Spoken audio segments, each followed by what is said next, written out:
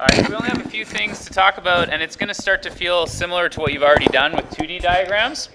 But now we're going to try working with 3D as well, so good for a little extra practice. First of all, one thing we haven't talked about is similar objects.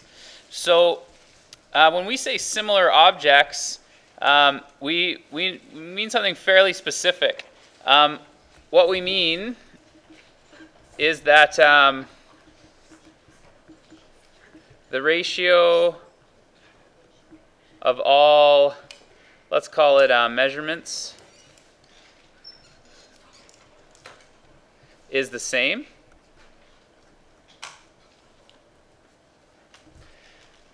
So what I mean is, if we're looking at an object and it has the same proportion for length and width and height, then that would be something we consider similar. But if one of them was to be a different proportion, they're not similar. So I'm going to start by showing you examples of how that works. It's fairly simple, but it only counts as a similar object when everybody has the same proportion. So I'm going to go into this first diagram here, and if I look at this side first, if I look right here, that corresponds to this side in the other picture. So let's call this the height. And that would be a ratio of 1 to 0.5, which would be 2. Okay.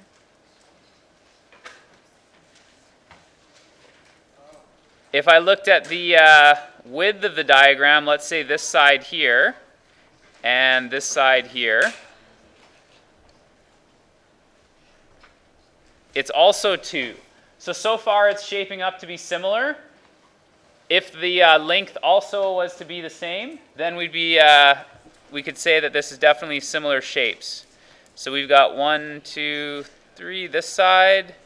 That would be 4 over 2 from the diagram. So that's also a 2.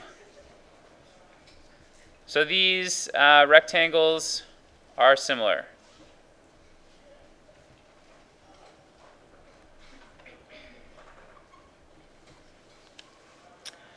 So I want you to think about the next one there, which are a couple of cylinders. Are those cylinders similar objects? See if you can work out whether they are or not. All right, so what do you think? Are those two cylinders similar or not? No. No, they're not. So if I was to take this height, the height is 5 over 2, which is 2.5. And if I take the length of this cylinder, that's going to be 10 over 5, which is 2. So they're not similar.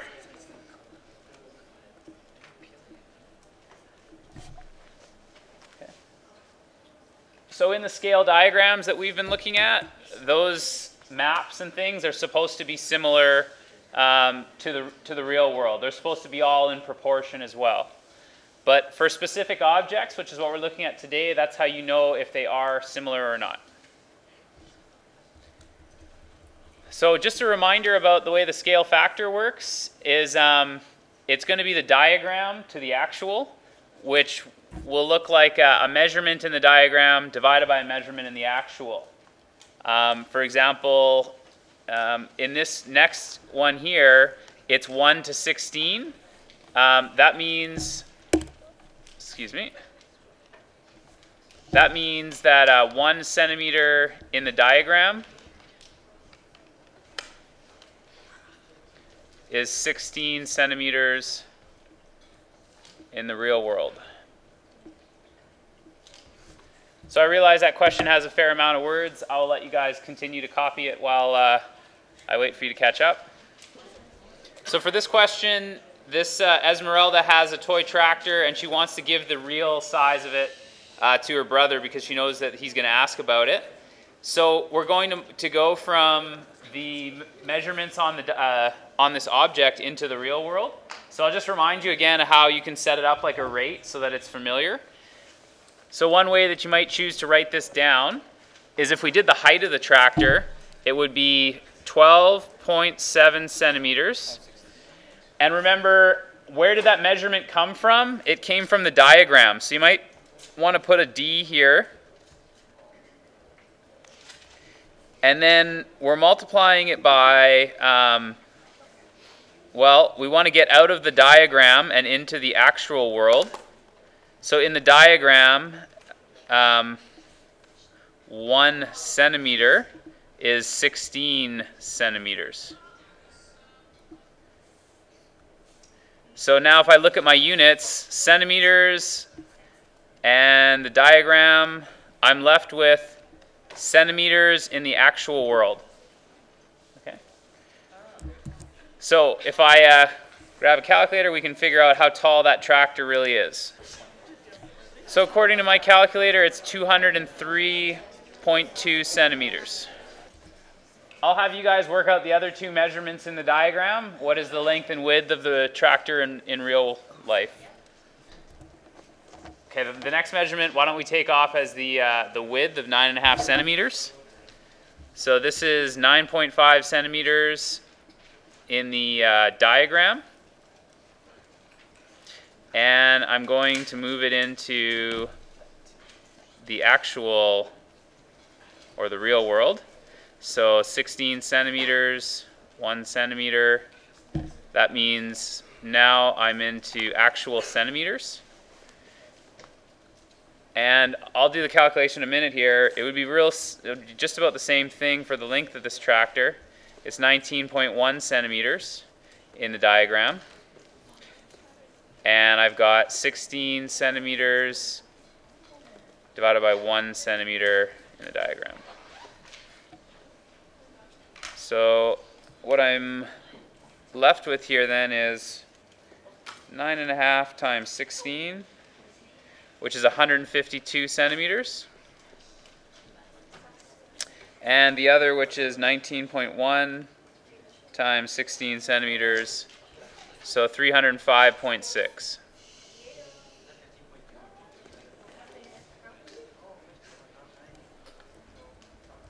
So can I just see, show of hands, how many of you got all three of those measurements? Okay, easy stuff. Great, we'll move on then.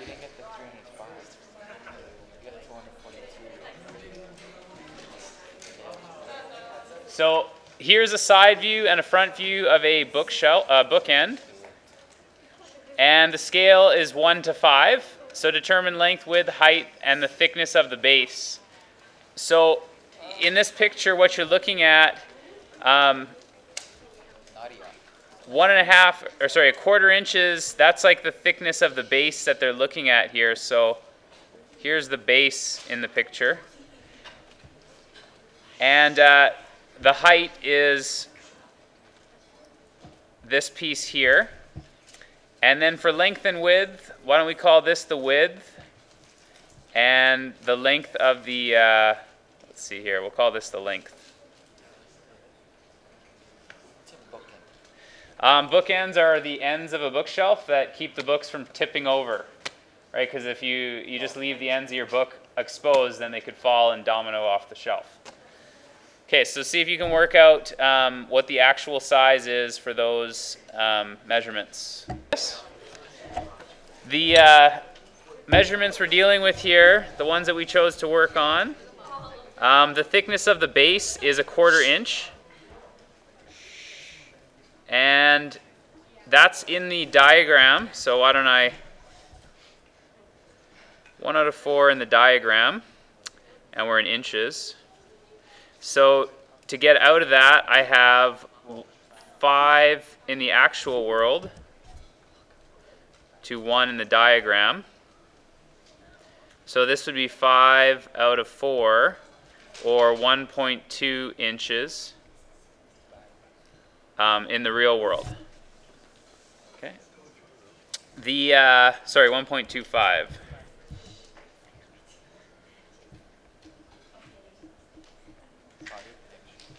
Okay, if I do the height is 2 inches.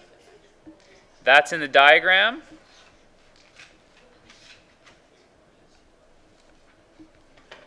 So I would end up with 10 inches of height in the real world. The length, we call that 1.5. And when you're entering, Yeah. Okay, when we're entering in the calculator, the way you can do 1.5, that's like 1 plus 1 divided by 2. So if you entered that in, you'd get 1.5. And this is 1.5 inches in the diagram. And I have 5 in the real world for every 1 in the diagram. So this is 7.5 inches of height. Or sorry, length. So the last one I need to do is the width.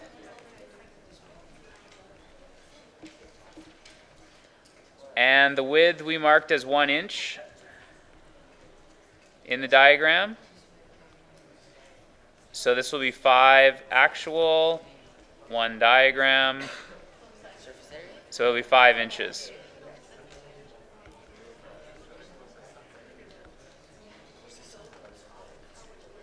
Okay, so the answers we should have got was 1.25, 7.5, 10, and 1. Sorry, 10 and 5.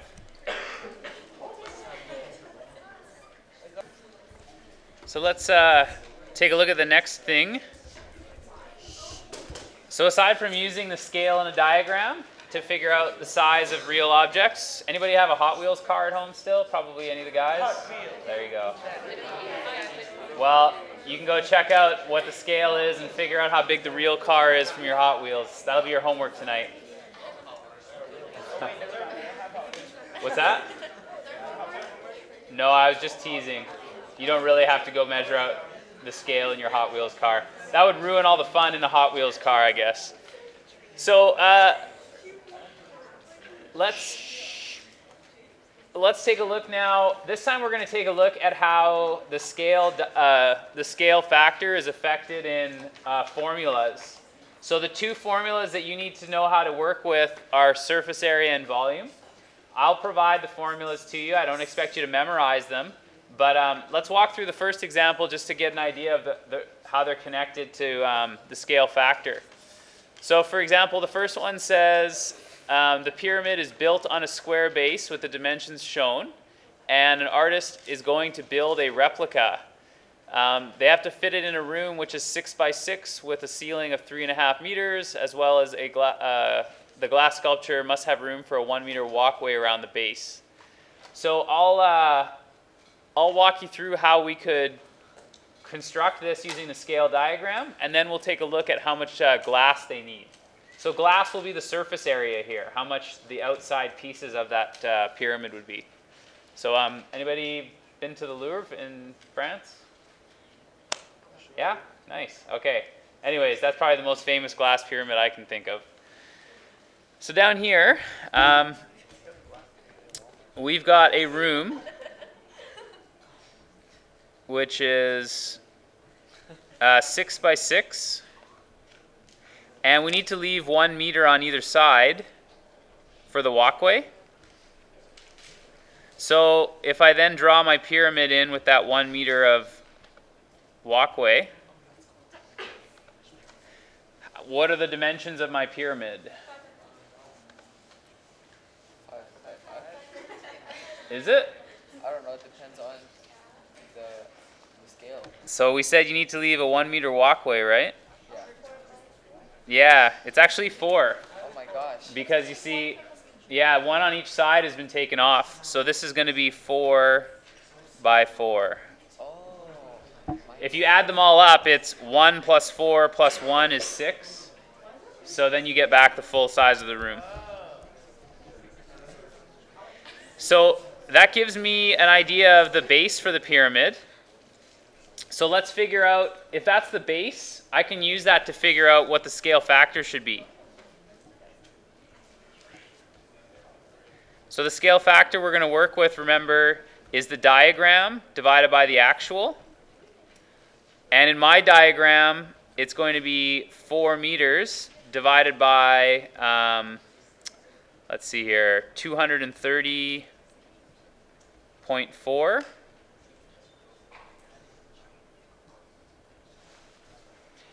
So let's see what I end up with as a scale factor that'll fit this pyramid. Am I sorry? Yeah, now we're shrinking it. Before we were taking the diagram and putting it into the real world. Now we're taking the real world and putting it into a sculpture. So this is going to be, let's see here, 4 divided by 230.4. I get 0.01736. Now, one button I'm going to introduce you to on the calculator. If you don't already know about this one, there's a 1 over x button. Most of your calculators will have it. So when I hit that, it will flip the reciprocal around, and it tells me that it's 1 over 57.6. So the reason you should have a 1 over x button somewhere, just about every calculator does. I can help you find it later. But that's how I get this number. That way I don't have to work with the decimal. Instead of saying 0.01736 centimeters, or sorry, meters is 1 meter in the real world.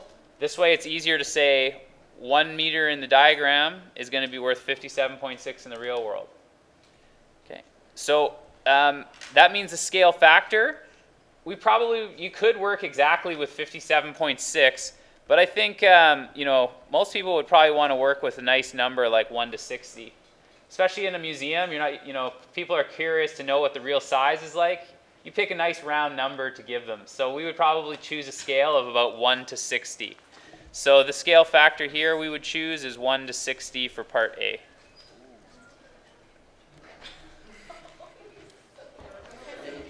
The second part of the question is asking about how much glass they'll need to build the sculpture.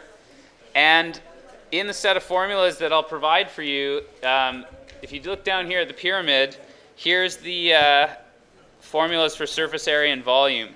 So what we want is this one here, the surface area. So I'll just zoom in a bit in case it's a little bit small to see there. So if you want to write that down, you only need to write the 1 down because I'm going to zoom back out so we can do this question. But you can write that one formula in. It stays there? Yeah, it should be there. Okay, so let's take a look at part B then. How much glass will the artist need to build the sculpture? So here's the question you have to ask yourself whenever you're working with a formula. You have to ask yourself, how many times will I use the scale factor? So for example, when I'm doing area is 2 dimensions. Whatever 2 dimensions you're using, that means you'll use the scale factor in each of those. 2 dimensions, scale factor is used twice. So to do this formula, my surface area in the real world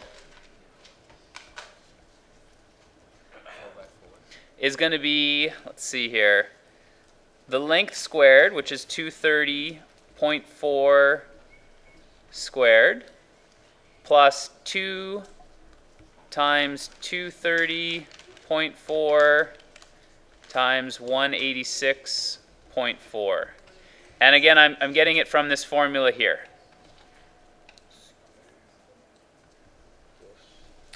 So that'll tell me in real life how big the surface area of the pyramid is, but of course I don't want a full model.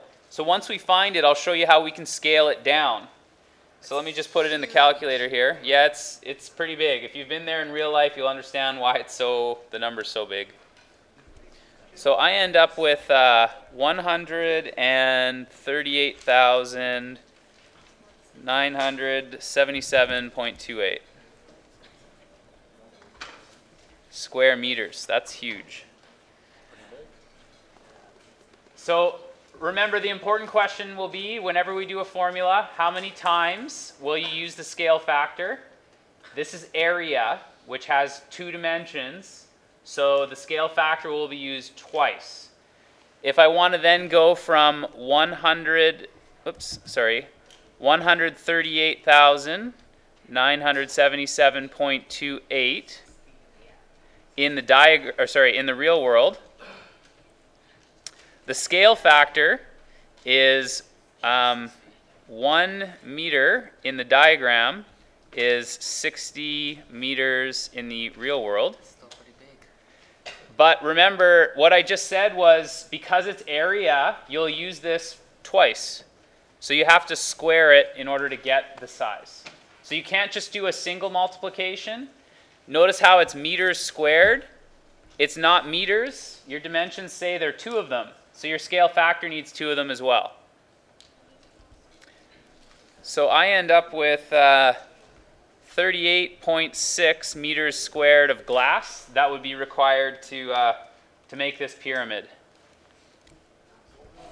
So for the last example of scale diagrams and formulas, what we're going to work with here, I'll zoom in on it again. Yeah, I think you already saw it when I skipped down. It's going to be this triangular prism. So here's the formulas for triangular prism. You may want to just write those in the margin if you can't see it from your seat. All right, so I did a little bit of research on Toblerones, and I believe the most common size that you get is 100 grams. And then you might, I don't know, I didn't know this, but apparently they make a 10-pound Toblerone, or 4.5 kilograms. That's huge. Yeah, that's pretty big. So anyways, what I want you to do, I looked up the measurements. I believe it's Costco, or no, Walmart had the measurements of a Toblerone. But anyway, if these are the measurements for the Toblerone, for base, length, and height, then what I want you to do is find me the volume of a 100-gram Toblerone, and then use it to figure out if it's going to be the same size, just a scale version of it, then what do you think the volume is going to be for the 4.5 kilogram bar? So the volume that we needed to calculate was the volume, I'll call this the volume for a small Toblerone, and it's going to be 1/2 the base times the height times the length, so it's going to be all of these guys put together.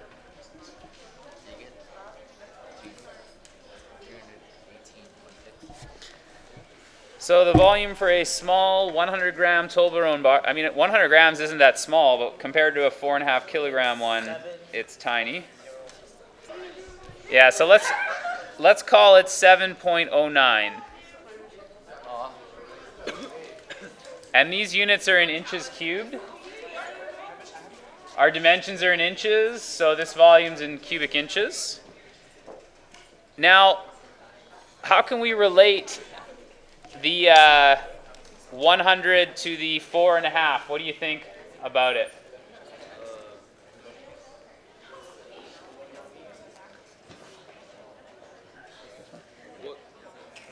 How can you connect the small one to the large one?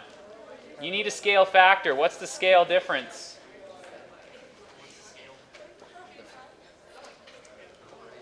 How are they connected in this problem? 1 out of 45. Yeah, you're correct. How did you get that, though? I put in 100 grams and then I divided it by 4,500 grams. Yeah, so these are the way. This is the way we're connecting them together, is by their weight. So if I know that one of them is 100 grams while the other one's 4.5 kilograms, that's how I can figure out the difference in size. So this is from 100 grams to the 4.5, so 100 grams divided by 4.5 kilograms. What's the problem with this? One's grams, one's kilograms. So what we need to do is make them a common unit. So this way, let's just say I went into 1 kilogram is 1,000 grams.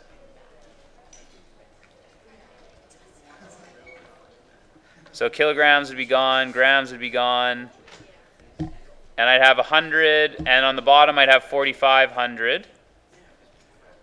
So you could do this in your calculator with the decimal and then your reciprocal button, or you could find it just by chopping off a couple of zeros.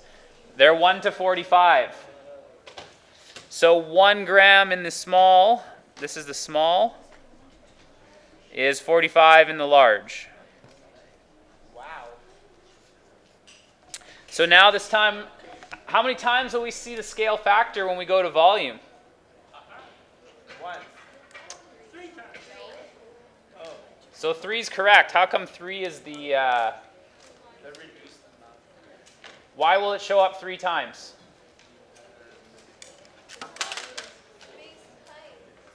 Yeah, there's 3 measurements there. Length, width, height, or base, length, and height. 3 measurements, 3 dimensions, volume. No matter what the volume is you're measuring, the scale factor will appear 3 times.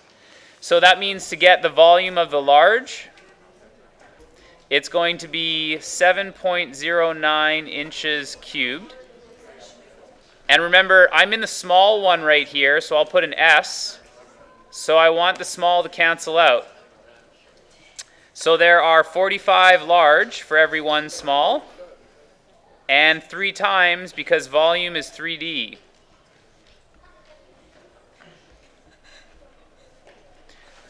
So that's going to be fairly large. I mean, it's 45 times bigger, but when we put it in as volume, that is no longer 45, it's 45 cubed.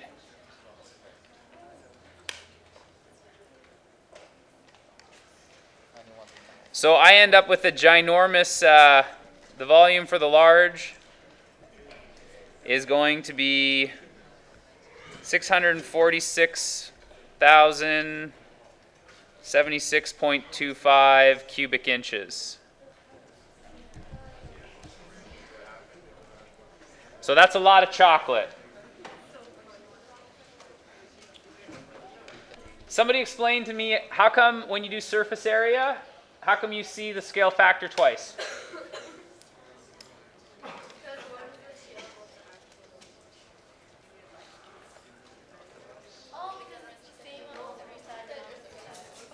That would be a good answer for volume, right? But I'm asking about why surface area, why do you see the scale factor twice?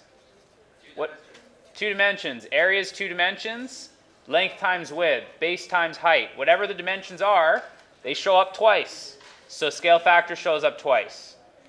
When you do volume, it shows up 3 times because there are 3 dimensions. 3 things that'll have a scale factor applied to it. So keep that in mind if you're going to do it this way with the shortcut. So I don't know how many people have their textbook here, but at the request of the class to do more textbook work, I have a textbook assignment for you. As opposed to some blogging work. But I also have one really small question from the textbook that goes on your blog. Yeah, so the exercises that are there, I would like the ones I just highlighted done on paper and pen. And this one here I'll highlight in a different color. Yeah, blue is a bad choice. I'll use pink, I guess. Use black. Well, is there pink? Let me see. There's pink. Okay. It says, I don't know. Anyways, that question there, in your textbook, it asks you to go out and take a picture. You can borrow an iPad on Thursday if you like, but you have to take a picture of something and leave in the diagram something to give you a scale. So for example, you could put a bank card in the picture because you know the actual size of the bank card. That way when you have your picture, you can compare the size of the actual bank card to the size of the bank card in the picture. Or you could take the picture with your shoe in it, or with a ruler, anything that you can use to give you scale. But anyways, we'll leave it here.